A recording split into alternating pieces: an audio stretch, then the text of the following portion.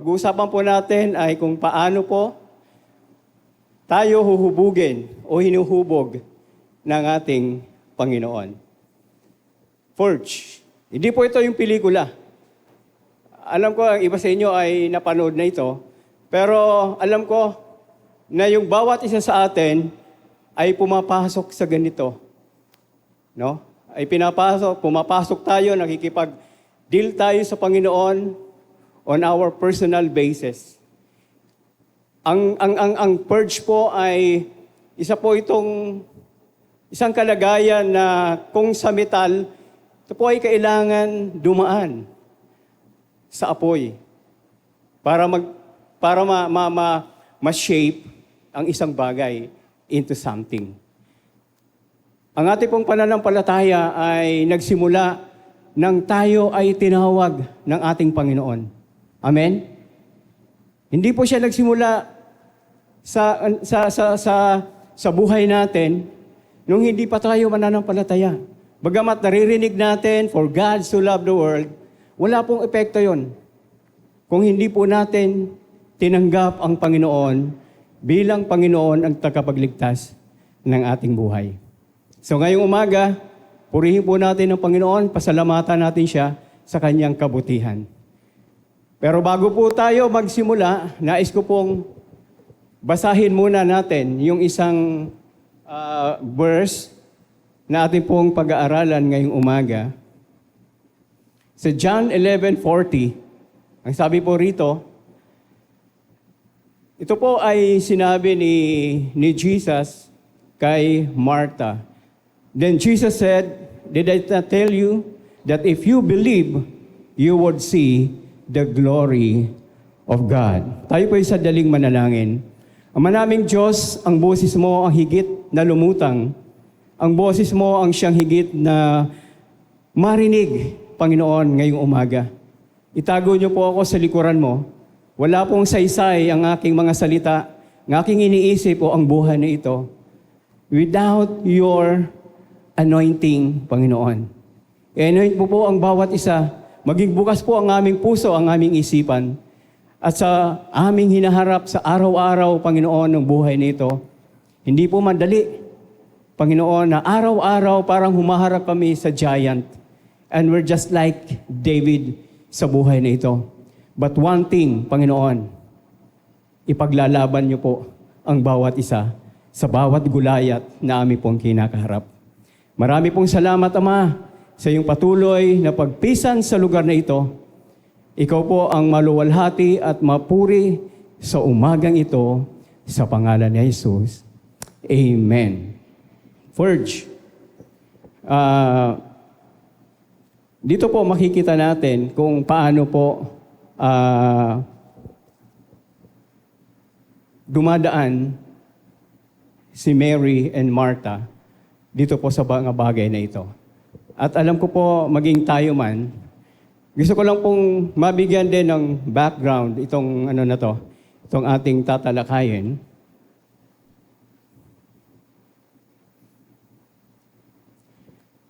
Sabi nga po, ang first is shape metal or to create into something. Because you know, the testing of faith develops perseverance, James 1:3. And James 1:12, "Blessed is the man who perseveres under trials, because when he has stood the test, he will receive the crown of life that God has promised to those who love Him." Dito po sa tatalakayan natin ay, ang ganda po ng kwento nito. Mula po doon sa chapter 11 from verse 1 hanggang 43 ay nagsasaad ng kung paano na-develop yung pagmamahal na ito ng ating Panginoon dito sa tatlong magkakapatid. Hindi po malinaw sa Bible yung tinatawag kung anong klase pamilya o angkan meron itong tatlong magkakapatid. Hindi na rin po nabanggit yung kanilang pamilya, mga magulang. Pero one thing na makikita natin ay madalas pumunta ang ating Panginoong Hesus sa bahay ng magkakapatid na ito. Very open yung kanilang bahay. At imagine natin, hindi lamang po ang ating Panginoong Hesus ang mag-isang pumapasok sa bahay nila. Pumapasok po yung kanyang mga alagad. I think 12. At hindi lamang marahil yon, may mga kasama. At nakikita ko, parang sinasabi ko nga na ang pamilyang ito ay hindi naman ganong kayaman, pero meron pong sinasabi sa komunidad. Every time na bibisita ang ating Panginoon, nagagaling siya sa ibang lugar, sa Jerusalem, at sa iba pa mang mga lugar. Kapag bumabalik ang Panginoon sa lugar na yon, itong pamilyang ito, ang siyang tinutuluyan. Marahil po sa buhay natin, tayo po ba ay open na tuluyan ng ating Panginoon, ang ating bahay? Open po ba tayo na katulad ni Martha, ni Mary, na minahal ng Panginoon? Open ba tayo na dalawin tayo ng ating Panginoon? O dalawin tayo ng ating mga kapatiran? O dalawin tayo ng ating mga kamag-anak para mahayag ang kabutihan ng ating Panginoon? Gaano po natin kakilala ang ating Panginoon? Marahil itong magkakapatid na ito, kilalang kilala, no, ng ating Panginoon. Kaya nga, napamahal siya dito sa mga magkakapatid na ito.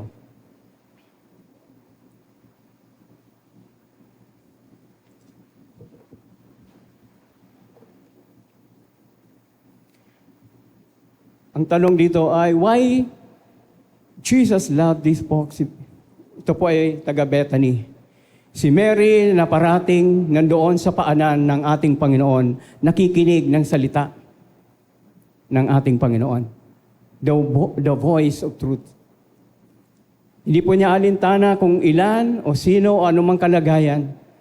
Ang mahalaga kay Mary ay marinig niya yung salita ng Panginoon mula sa nagtuturo ng ating Panginoon during that time. Bukas na bukas ang kanyang espiritu na makinig ng salita ng ating Panginoon. While si Martha, ito rin po ay isang expression ng kanyang paglilingkod sa Panginoon. Ang sabi, Martha is always served to Jesus through prepares that something for Him. Matatandaan natin na kung minsan ay dumalaw ang ating Panginoon dito po sa tahanan, at sa Kanya pong pag-aasikaso sa ating Panginoon, medyo napagod ng konti. Ang sabi niya, Panginoon, si Mary, pupuntahin mo naman dito. No? Parang tayo, ba't nakaupo lang yung ating kapatid? Tayo aligaga. Pawis na pawis tayo sa paghahanda. Sa pag-aasikaso ng ating bisita. Pero itong si Mary ay pinili niya na manatili sa paanan ng ating Panginoon. Wala pong masama doon sa ginagawa ni Mary. Kasama po yan sa paglilingkod sa ating Panginoon. Si Lazarus naman, maybe, he always supports the ministry of Jesus. Maaring ito yung taga-ayos ng mga upuan pag may mga bisita na dumarating. Like dito sa atin, si Brother Bonner, no?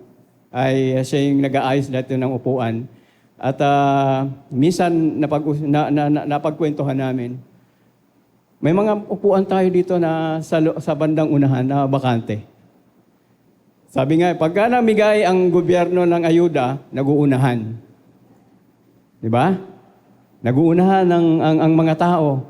One time ay kami ni Brother Dan, napunta kami sa sports center, nakipila kami. Kasi may ayuda eh. Nag-uunahan ng mga tao. Ayaw nilang sa likuran. Ayaw nila nang nahuhuli. Sa mga susunod sigurong panahon, itong nasa unahan na upuan, andun po tayo.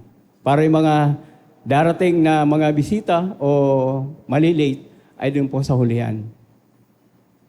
Di ba? Bahagi ito ng forge ng ating Panginoon. Dadaan tayo dito upang tayo ay maging mabuting Kristiyano, mabuting mananampalataya. One, marahil ay ang nakikita natin dito ay patuloy ang Panginoon na nag-i-establish ng relationship niya sa atin.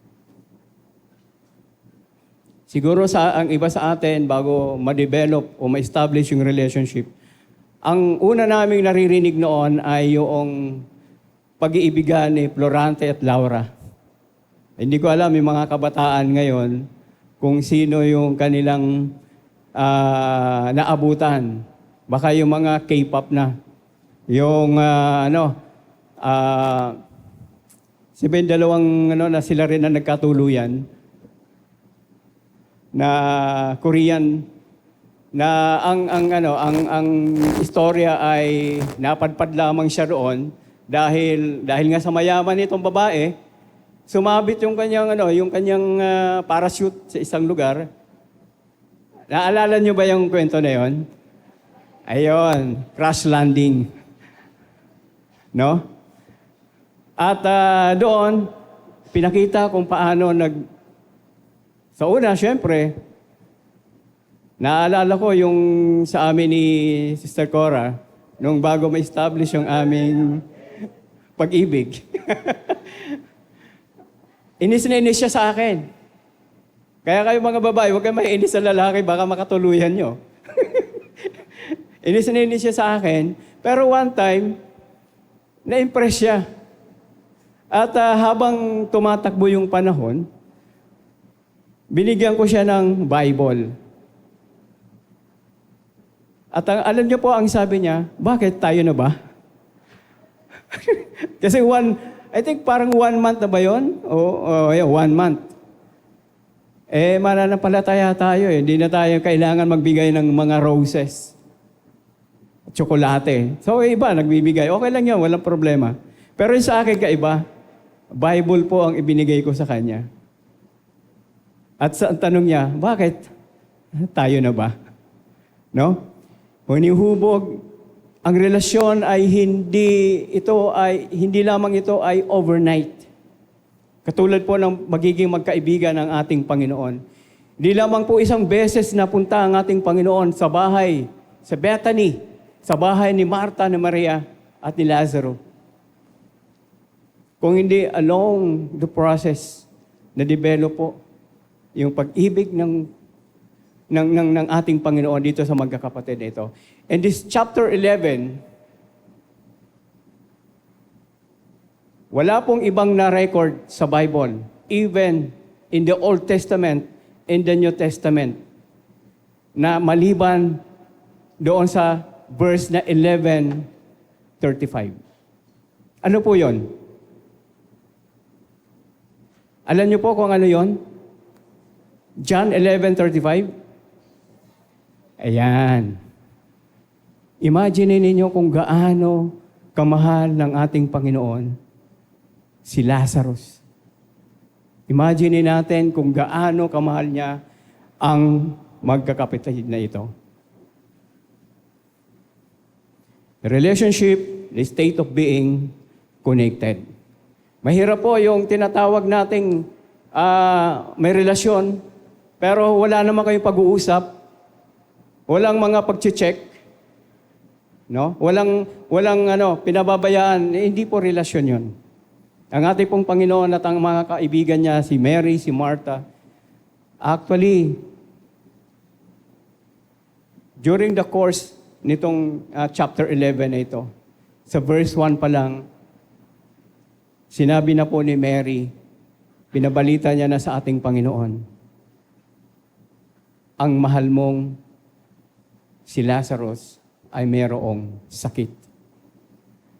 Malalim po yung kanilang samahan, malalim po yung kanilang connection sa bawat isa. Hindi mo basta-basta masasabi sa isang kaibigan, lalong-lalo na hindi mo siya ka-close pa, na yung concern mo ay masabi mo sa kanya. Mas madalas natin masabi ang concern natin sa ating magulang, o paminsan-minsan ikikwento natin. Pero dito po sa sitwasyon na ito, sa kalagayang ito, ibang klase yung pagmamahal at relasyon nito ni Mary, ni Martha, at ang ating Panginoon. Sa Biblia po, mayroon pong 4 na nakita po dito sa types of relationship. Doon po sa 1 Samuel 18:1, ito po yung relasyon na love and loyalty relationship between Jonathan and King David. O David pa lang sa panahon na ito. Pag binasa niya po yan, they were one in spirit. Parang alam ko na. Kumbaga, ang aking kaibigan, marahil kung ang aking kaibigan, si Brother Noni. Alam ko na. Ibig sabihin, ganun ko siya kaibig. At walang araw, oras, minuto na hindi niya alam kung anong nangyayari sa akin. Yung loyalty, yung love and appreciation na parang iisang espiritu. Alam niyo po, ang mga ibang commentators, sa sobrang pagmamahal po ni Jonathan kay David, kulang na lamang po silang ikasal. Dahil po sa tindi ng pagmamahal ni Jonathan kay David. May mga panahon na tinutugay si David. At alam niyo po kung bakit hindi siya nahuhuli at natutudla ng pana. Dahil hindi siya nahuhuli ng mga sundalo ni King Saul. Dahil si Jonathan ang nagbibigay ng signal. Siya yung tumutudla. Sabi niya, pagka nabasa niya to, darating dyan ang mga kawal ng aking ama. Siya ang nag-iingat. At the end, nung course ng kailangan pagkakaibigan, even yung kamatayan ni Jonathan doon sa course ng kwento nito, ay gano'n na lamang ang pag-ibig at pagmamahal bilang magkapatid. David and Jonathan, or Jonathan and David. Isa rin pong nakita ko dito po sa patungkol po kay Ruth at kay Naomi. Ito naman po ay a family relationship. Dito po sa panahong ito ay uuwi na si Ruth sa Judah. Babalik na siya. Because this time, nasa labas sila ng Israel. Pero namuhay, sumama si Naomi dito. Pero ang maganda po dito ay, ang sabi niya sa pangako niya, kung saan ka naroon, nandun ako. Kung ang Diyos mo na sinasamba ay si Yahweh, siya rin ang aking sasambahin. Malalim po ang samahan ni Ruth and Naomi. Kapag binasa niyo po yung The Book of Ruth, ay makikita niyo po kung gaano kalalim ang samahan sa relationship as a family ni Naomi at saka si Ruth. Sa 1 Timothy 1:12, meron din po ditong Paul and Timothy, the father and son relationship.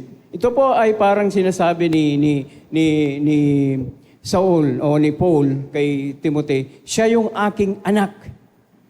Saan? Sa pananampalataya. Hindi talaga siya physical na anak. Ibig sabihin, nanggaling sa dugo niya. Pero ang sinasabi po ni Paul kay Timothy at sa mga nakikinig, ito yung aking anak sa pananampalataya. Isa pong kabataan noon, naalala ko, at in-invite niya ako last 2 Sundays celebration nila. I think 11 years na anniversary ng Kalalang Church.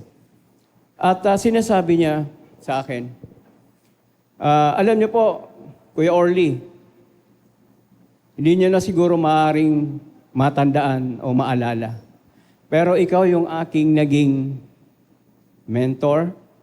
Ikaw yung dahilan kung bakit ako naging pastor.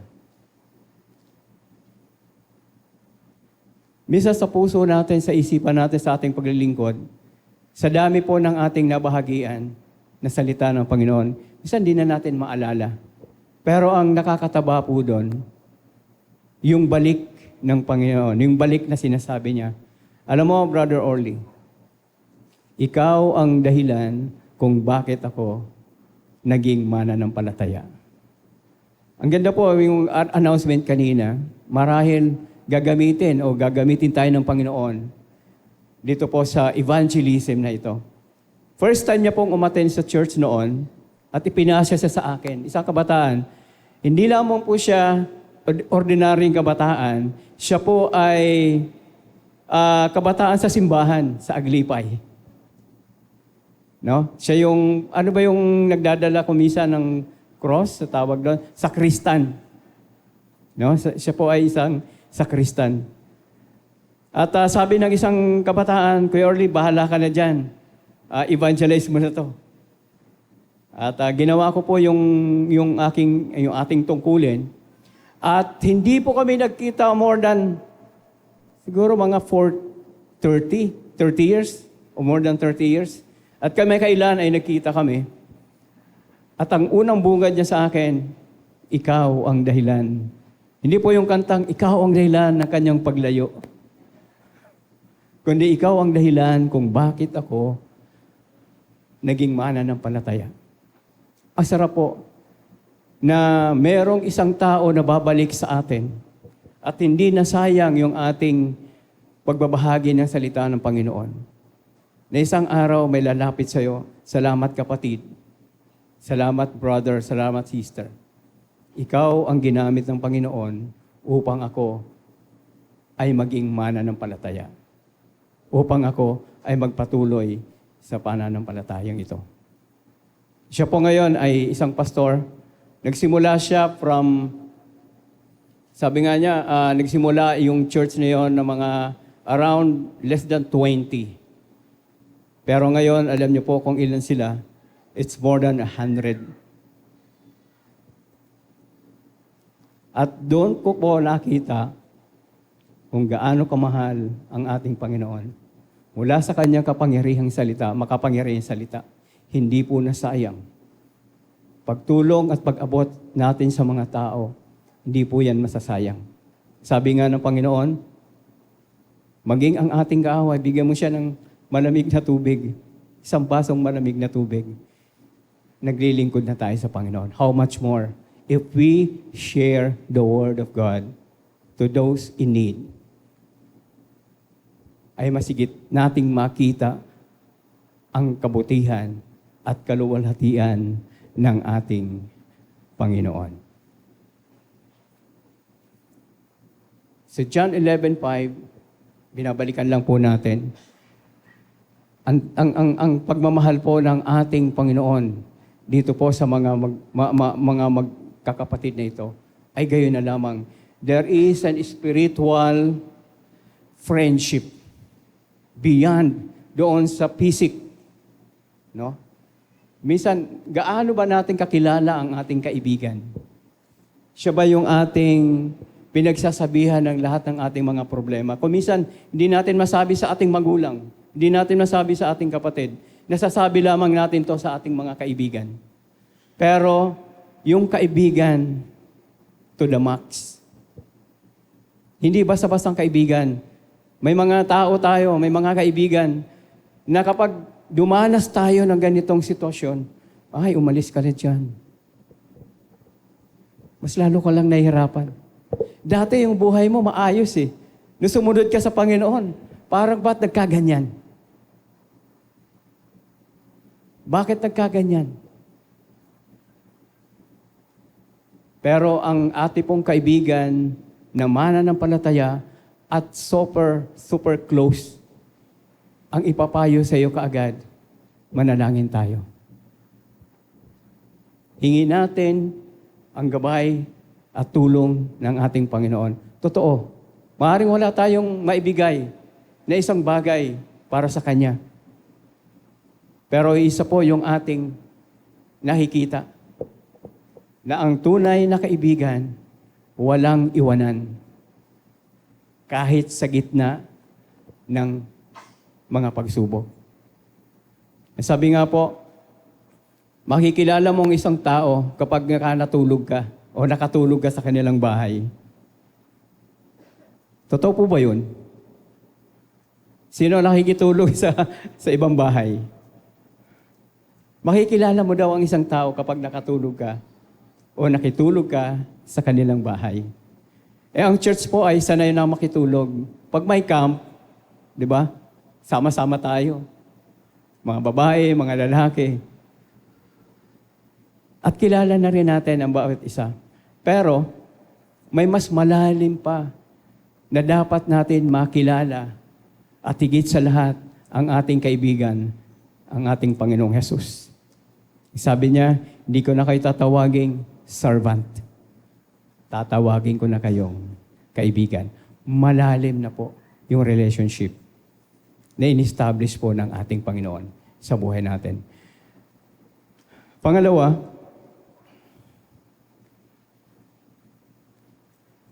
realignment. To align or to reorganize. Dito po sa sitwasyon po, si Martha and Mary, Lazarus is sick. Doon po sa verse 1. Pinalam na po ito, no? Ni Mary sa Panginoon. At ang ating po Panginoon ay nasa kabilang ibayo o kabilang lugar sa Jerusalem. At mula sa Jerusalem, 2 miles ang layo po nito bago sila makabalik. At syempre, andun yung worries. Sa pamilya natin, pag may mga sakit, nag-aalala tayo, di ba? Nag-aalala tayo kapag ang isang anak natin, lalo na sa mga magulang, kapag ang anak natin merong karamdaman. Di ba yung worries natin nandoon? Katulad din nila Mary, nila Martha. Nag-aalala sila si Lazaro ay merong sakit. Hindi po, marahil ay hindi lang po ito sinat o lagnat. Ito po ay malalim na pagkakasakit. At ito po ay pinaalam nila sa ating Panginoon. At during the course, doon po sa chapter 11 na ito, doon po sa verse 14, namatay po si Lazaro. Devastated po si Mary and si Martha. Gaano kasakit na mawalan ng mahal sa buhay. Gaano kasakit ang mawala yung isang kaibigan o isang kapatid sa pamilya. Kuminsan, nabibigyan natin ng pagpapahalaga ang isang tao kapag patay na. Sabihin natin, pag nandun sa burol, aming kapatid na yan, napakabuti niya, napakabait niyan. Kapatid, di ka na naririnig nun. Dapat yung buhay siya, saka mo sinabi. Wala nang maririnig yun. Hindi na ma-appreciate. Dadala mo ng bulaklak. Dadala mo kung ano-anong bagay. Hindi ka na nakikita nun. Hindi ka na naririnig nun. Kapag buhay ang tao, gawin mo ang mga bagay na yon. Ma-appreciate niya yung ginagawa mo. Kung mayroon siyang sakit, dalawin, panalangin. Ma-appreciate niya yun. Pero pag patay na, kahit paliguan mo ng bulaklak yan, kahit punuin mo ng bulaklak, hindi ka na ma-appreciate. Kahit sabihin mo, kapatid, napakabuti mo. Iiyak-iyak ka sa harapan. At ikaw ay nakikidalamhati. Hindi na po niya nakikita yon. Alam niyo po, ang maganda natin gawin bilang magkakapatid, kapag buhay pa po ang tao, gawin natin yung mga bagay na yon. Huwag kapag wala na siya. Meron pong sakit, yung pain na yon, doon po sa puso ng magkapatid na ito. Devastated sila dito po sa nangyayari. At dito rin po si Lazaro ay nandun na po sa tomb. Siya po ay, ang kalagayan po doon, isa pong parang yungib, ipapasok po yung patay at meron pong bato na takip. Naroon po na si Lazaro.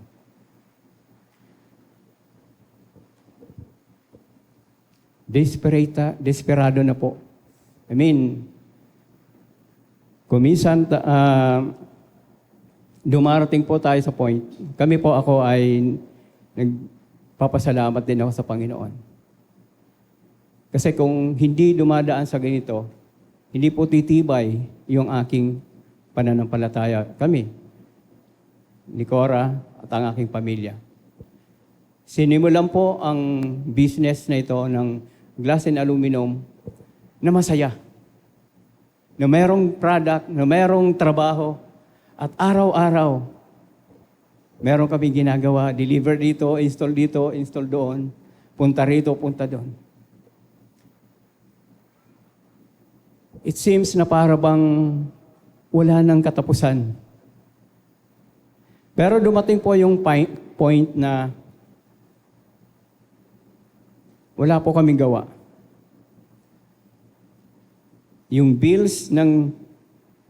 mga bills, yung mga renta, yun po ay tumatakbo. At iniisip ko nga, sabi ko, Lord, ano na to? Checkmate na ba to? Parang laro ng chess, no? Checkmate na ba to? Wala na ba talaga tong ikakaayos? Kung minsan iniisip ko, isarado ko na kaya. Mag-iba na lang ako ng ano. Pero hindi pwede. Meron po akong pananagutan sa ibang tao. At ang sinasabi ko, Panginoon, kung dito mo ako hinuhubog para maging maayos na manager, then papasok po ako doon sa proseso. Papasok po ako. Dahil alam ko, mas higit na matututo ako. Ngayon po, from last year, December, last quarter, and up to now, na matatapos na. And I remember, nung ating pong pagpasok ng December 2025, yung ibinahagi ko po noon, ang sabi ko po ay, it's about 2020 faith. Talagang sinubok yung aking faith dito po sa panahon nito. It's about 2020 faith. Na naroon yung aking pananampalataya, sabi ko, Panginoon, alam ko daraan lang ito, pero hindi ito matatapos ng ganito lang. It seems na parang dead na. Patay na, wala na. Kung minsan meron tayong ganitong sitwasyon o kalagayan, parang checkmate na. Wala na tayong magagawa.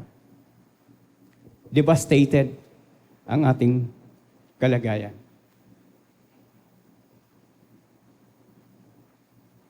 Pero inulit ng Panginoon kay Martha, in spite doon sa kanyang kalagayan.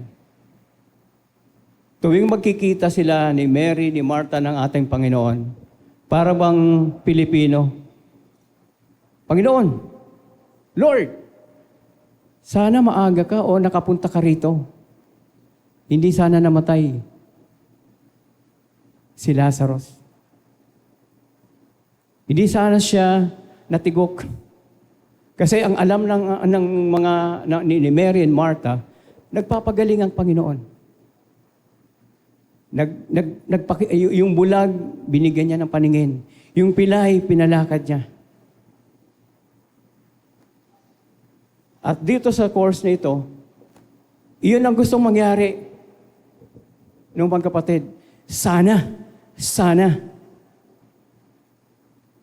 narito ka para hindi namatay si Lazaro.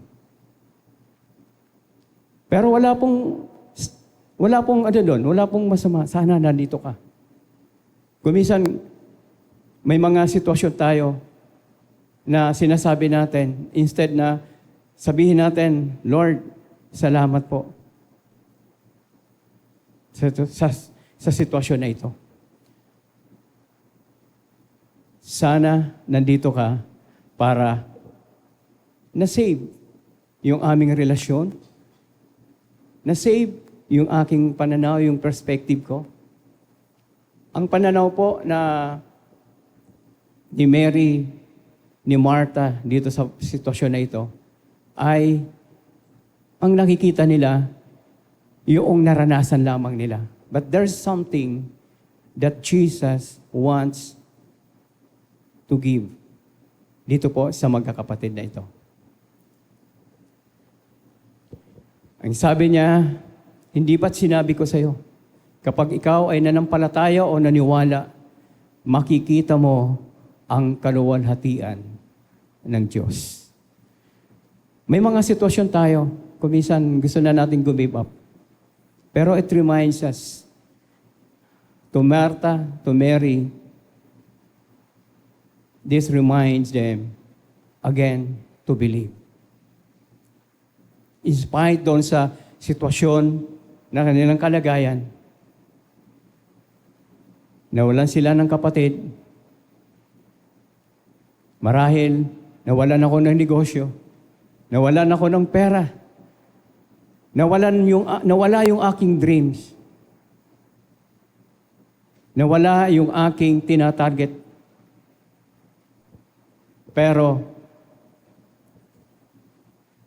hindi po huli pa ang Panginoon sa buhay natin. Doon sa John 11, 21, 23, 27, teaching about resurrection. Nagkaroon ng pangangaral ang ating Panginoon. Pag binasa niyo po yung John 11, even the resurrection ay narinig ito. At napakinggan ito at napag-aralan ito ni Martha.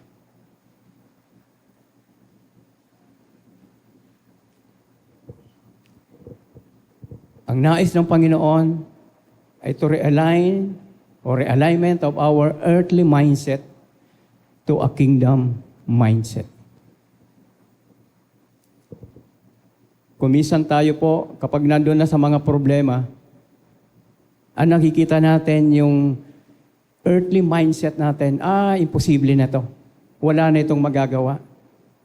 Pero ang ating Panginoon, gusto niyang iangat yung ating faith. Gusto ng Panginoon na hindi tayo manatili doon sa tinatawag na ating alam na limitado. Ang gusto ng Panginoon ay makita natin na ang ating Panginoon ay totoo sa ating buhay. Dito po sa pangatlo,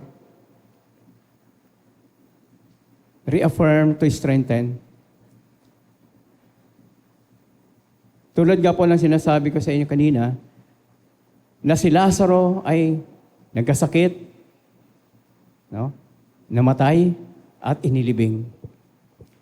Jesus called, bumalik po sa buhay muli, yung buhay ni Lazaro. Ito po yung ninanais ng magkapatid na ito na huwag sanang mamatay. Pero dito sa course, madalas nilang sinasabi ng magkapatid na ito. At alam ni Martha na si Lazaro ay mabubuhay on the last day. So John 11:25, I am the resurrection and life. Ang sabi po ng ating Panginoon. Dito po, sa pagkakataong ito, gustong i-affirm ng ating Panginoon yung faith nila Mary and Martha. Doon po sa verse 33, dito po sa tagpong ito ay naroon na po sa harapan ng tomb ang ating Panginoon. At ang sabi ng Panginoon, siya po ay sumigaw ng malakas. Pag sinabi pong sumigaw, loud voice, hindi po ito yung lumabas ka, Lazaro. Kung hindi, Lazaro, lumabas ka. Kuminsan tayo po ay takot tayong magsalita. Yung ating dream, hanggang dulo, sabihin natin. Muli, personal po ito sa aking shop. Kuminsan pumunta ako sa shop, sinisigaw ko, Panginoon, buhayin mo po ito la. Buhayin niyo po uli ito. Hindi po ako papayag. Dahil ang aking alam, ang aking Panginoon, ay makapangyarihan. Dumadaan lang sa proseso. It's forging for us. Na hindi lahat ng pagkakataon at panahon, lagi tayong masaya.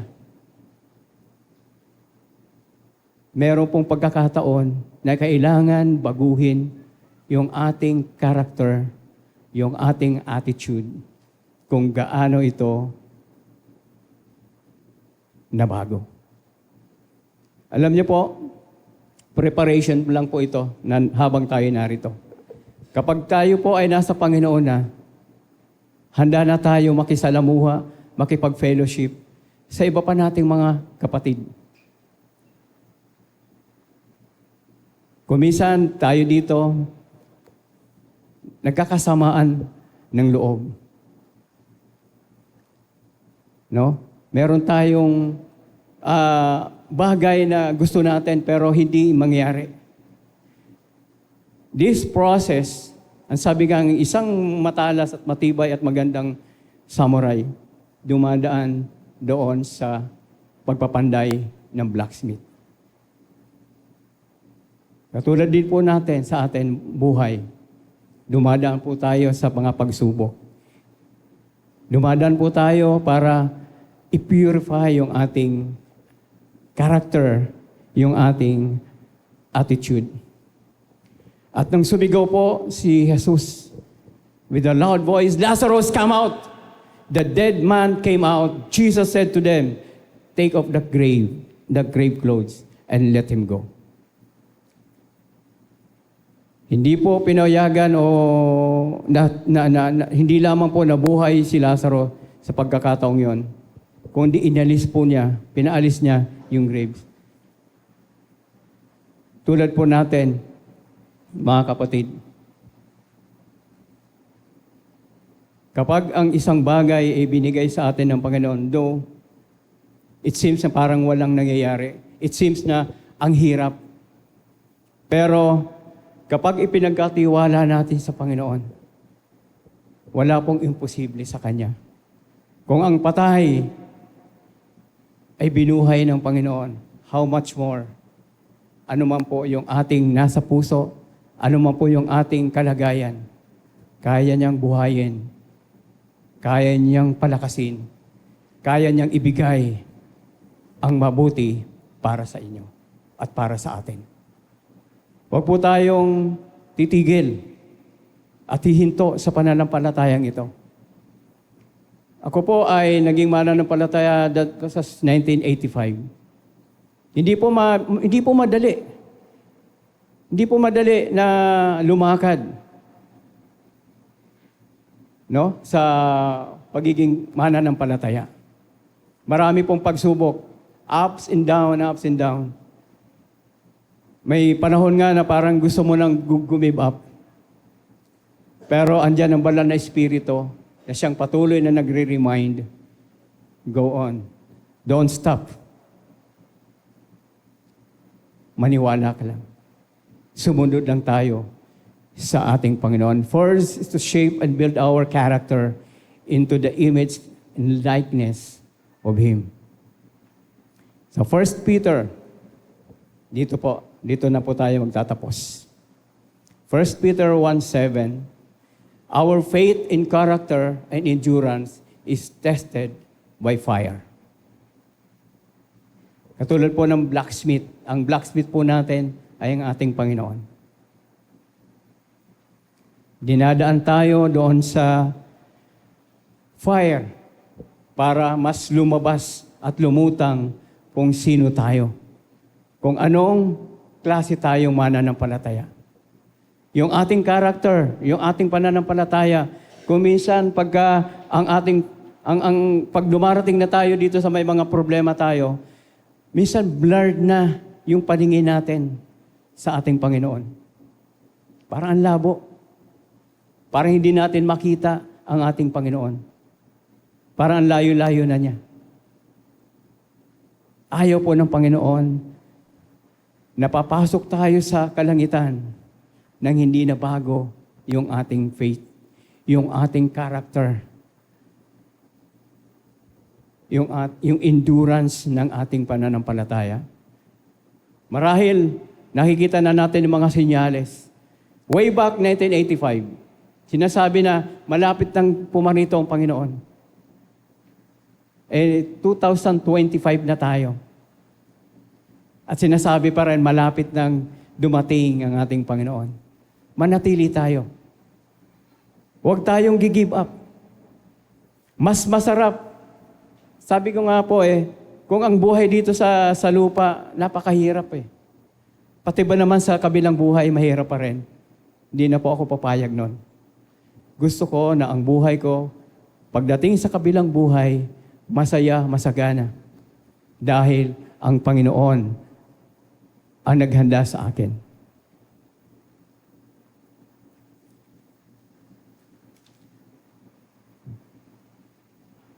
Pangalawa, you are not being burned, you are being built. Hindi po intensyon ng Panginoon na tayo ay pasuin ng pasuin hanggang sa masunog. Hindi po niya intensyon yun. Ang nais niya, pinadadaan tayo sa apoy para mas makita at magkinang ang ating pananampalataya. Binibuild up niya yung ating character into character of Jesus Christ. Binibuild up niya yung ating faith na tumaas pa ng tumaas. Hindi lamang doon sa faith na naniniwala tayo. Ang sabi ng Panginoon, hindi ba't sinasabi ko sa iyo, kapag ikaw ay nananiwala at nanampalataya, makikita mo ang kaluwalhatian ng ating Panginoon. Every day, meron po tayong mga challenges. Meron po tayong kinakaharap. At every day, ipinapakita ng Panginoon yung kanyang glory. Hindi lamang po ang glory ng Panginoon ay mararanasan kapag tayo nasa Kanya na. Even today, nung binuhay ng Panginoong Jesus, si Lazarus, yung napag-aralan ni Mary, ni Martha, na ang pagkabuhay ng isang patay ay doon lamang sa last days.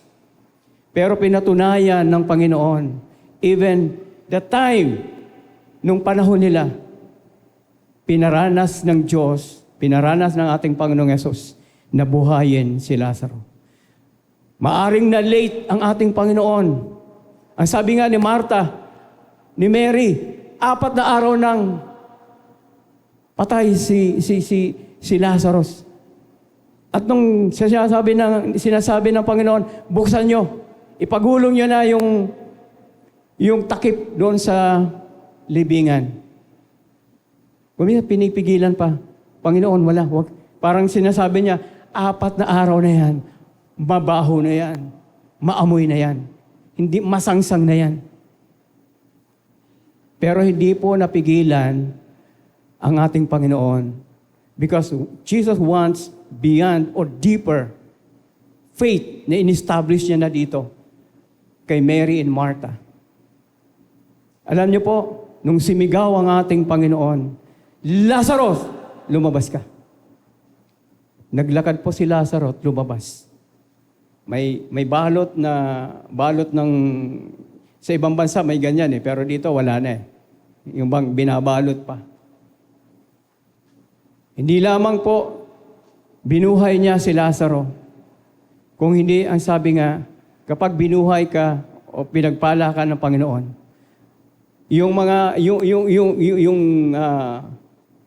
ibinalot sa iyo, pinatatanggal ng Panginoon. Walang silbi na kung yung negosyo mo o yung pagpapala na nasa iyo, binuhay ng Panginoon at hindi siya nakakatulong o hindi siya nakakapagministeryo. Ang sabi ng Panginoon, tanggalin niyo yung kayo ng patay at hayaan mo siyang maglakad. The same thing din po sa ating buhay. Yung ating dreams, yung ating goal. Kung kayang buhayin ng Panginoon ang patay, kaya niyang buhayin ang inyong pangarap. Kaya niyang ibalik yung buhay o yung mga bagay na nawala sa atin. At ako po ay naniniwala, yung kasiglahan ng aking maliit na business ay ibabalik ng Panginoon to a better and to the greater purpose. Because sasabi ko, Lord, before, parang hindi ko nakita na magministeryo. Pero ito, iba na yung mindset. Meron na pong ibinigay ang Panginoon sa akin, a kingdom mindset. Na ang hanap buhay o ang trabaho ay gagamitin ng Panginoon para sa kanyang kingdom. Hindi po para tayo ay yumaman ng yumaman. Though wala pong masama na payamanin tayo ng Panginoon. Huwag lang tayo parang kontraktor. Na sobra-sobra. Hindi na malaman kung paano gagawin. But I believe, dito po sa buhay na ito, kapag pinagpala ka ng Panginoon, isipin mo yung kanyang kingdom. Masigit na pagpapalain ang buhay natin. Kasi ang partner na natin ay ang ating Panginoon. Ang ginagawa na natin ay para sa kanyang kaharian. Hindi lamang tayo ang nakikinabang ng pagpapala ng Panginoon. Even our giving, even in mission. Ang church pong ito ay meron pong itinatayong mission. Ang Panginoon doon po sa lugar ng Pangasinan. It needs your prayer. Malaki po nung one time na sinabi ko, Lord, pwede ba bigyan mo na ako ng sasakyan uli? Kasi nakikita ko, pinapakita na ng Panginoon, kung ano po ang gagawin niya. Mas makabuluhan na. At nakita ko na. At pinakita na ng Panginoon. Kapag pinagpala, sabi niya, pag pinagpala tayo ng Panginoon, alam natin na ang gagawin. Hindi yung parang, lustay rito, parang prodigal son. No? Hiningi niya yung kanyang kayamanan o yung mana. At siya po ay nagliwaliw. Pag-uwi niya, wala na. Pero alam ko po itong buhay na ito. Kapag pinagpala at binalik ng Panginoon, yung blessing para doon sa aking shop, alam ko na po ang gagawin. Kailangan ko pang dumaan sa process na ito. Kailangan pa i-purge ako ng Panginoon para mas makita ko ng malinaw ang purpose ng buhay na ito. Ang purpose ng ating mga negosyo. Huwag po tayong titigil sa paglilingkod sa ating Panginoon. Wow, kanina sabi ni Sylvia, namomroblema sila kung paano nila isa-serve. No? Paano matutugunan yung kanilang customer. Sabi nga ni Cora kanina, sana all, kami naman ang problema dahil wala ang gawa. Pero hindi po ako titigil. Hindi po ito yung reason na ako po ay lumayo sa Panginoon. Masigit akong kumakapit. Pasigit na pinapakita ko sa Panginoon.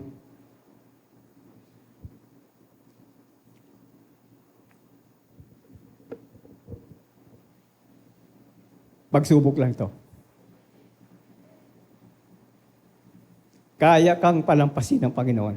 Sabi nga, dadaan ka sa apoy, pero hindi ka mapapasok. Tulad po ng Meshach, Shadrach, and Abednego. Sila po ay doon sa tindi ng trials o doon sa tindi ng kanilang pananampalataya, sinubukan. Sila po ay ihinagi sa horno. Pero habang nandun po sila, ang sabi po ng hari, para tila ba may isang kasama sila.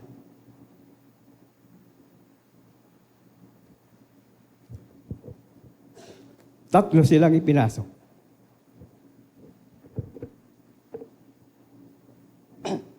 Pero ang nakikita ng hari, 4. Kasama nila ang Panginoon. Sa lahat ng dinadaanan natin, huwag nating isipin na mag-isa tayo. Isipin natin, kasama natin ang Panginoon. Hindi po magsasayang ang ating Panginoon sa buhay natin nang wala siyang purpose dito. Ang sabi nga po dito sa pangatlo, He never wastes a flame. Flame po yun, hindi po napalitan para naging frame.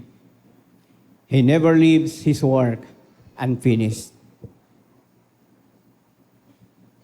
Hindi po sasayangin ng Panginoon ang kanyang pagkapako doon sa krus. Hindi po niya sasayangin na araw-araw pinapaalalahanan tayo.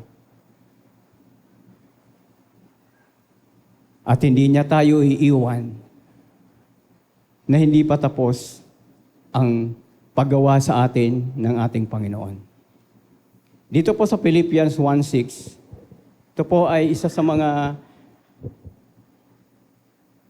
inspirasyon o maging sa akin o maging sa ating lahat. Ang sabi dito sa Philippians 1:6, He who began a good work in you will carry it on to completion until the day of Jesus Christ. And up to now, siya na nagpasimula ng mabubuting bagay sa buhay natin. Hindi po tayo bibitinin ng Panginoon. Nangako siya, I will never leave you nor forsake you. Prepare us, our life. Piniprepare po ng Panginoon because one day, we will meet Him in the air. Ang sabi ng Panginoon, sa John 14, kung saan ako naroon, ay nadoon kayo. Sa bahay ng aking Ama, maraming silid. At kapag naayos na yon, ang sabi na, babalik ako upang kung saan ako ay naroon, nandoon din naman kayo. Ang pangako po ng Panginoon, marahil, ang pangako ng Panginoon ay totoo. Tayo kumisang tao, pag nangako, parating sablay. One time, meron po akong ina-attend na dati na promise keeper. No? Ito po ay gawain ng mga kalalakihan. At alam na ng aking anak na sabi niya, yan si Daddy. Promise keeper yan eh. Lagi niyang umaattend, dumadalo. May mga pagkakataon na kailangan kong ibigay o bilhin, pero hindi ko magawa, hindi ko na ibibigay. Kaya't ginantsawan ako ng aming bunso. Yan si Daddy, sabi niya, promise keeper yan, with nail. May pako, napapako. Yung pangako niya, napapako. Pero ang ating Panginoon, kapag nangako siya, hindi napapako. Amen? Ngayong umaga, sabi ko nga po, anuman ang ating sitwasyon o kalagayan, kung binuhay niya si Lazaro, kaya niyang buhayin ang iyong pangarap, kaya niyang isustain kung anong meron tayo, at kaya niyang ibalik yung mga bagay na nawala sa atin. Tayo po ay kumapit lamang sa Panginoon. Manampalataya tayo. And di ba sinabi? Di ba sinabi ko sa iyo, Martha? Di ba sinabi ko sa iyo? na kapag ikaw ay nanampalataya, ay makikita mo ang kaluwalhatian ng ating Panginoon. Tayo po ay manalangin. Ama naming Diyos, maraming salamat ngayong umaga. Marahil, Panginoon, ay iba-iba po yung aming sitwasyon o kalagayan. May mga pangangailangan, merong business, Panginoon, na ninanais na ito po ay mag-flourish. Merong relationship na kailangan pagtibayin. Merong mga sitwasyon na kung minsan ay hindi namin maintindihan. Pero salamat, Panginoon, dahil nire-remind mo kami na manampalataya at magtiwala sa iyo. Sa buhay na ito, Panginoon, ang tangi naming pag-asa ay ikaw. Sa pagbabalik mo, Panginoon, lahat ng pagod, lahat ng hirap, lahat ng mga challenges, Panginoon, ay mapaparang. Ang pangako mo, Panginoon, sa Revelation, kung kami po ay di namin maintindihan at hindi namin kayang isolve ang mga problemang ito, at kami ay umiiyak, at alam ng Panginoon ang ating sitwasyon o kalagayan, siya mismo ang papahid ng luha. Yung palad niya ang dadampi sa ating mukha. What kind of inspiration na meron ang aming Panginoon. Lord, kung kami man ay dumadaan sa pagsubok, dinidevelop mo yung aming faith, yung aming character, yung endurance nito. Maraming salamat dahil ang alam namin, mas sinuhubog mo kami, mas pinatitibay mo kami, hindi upang kami ay saktan sa mga pagsubok, kung hindi kami ay pagpalain habang lumalakad kami dito po sa buhay na ito. Sa iyo po ang papuri at pasasalamat sa pangalan ni Jesus. Amen. Amen. Magandang umaga po.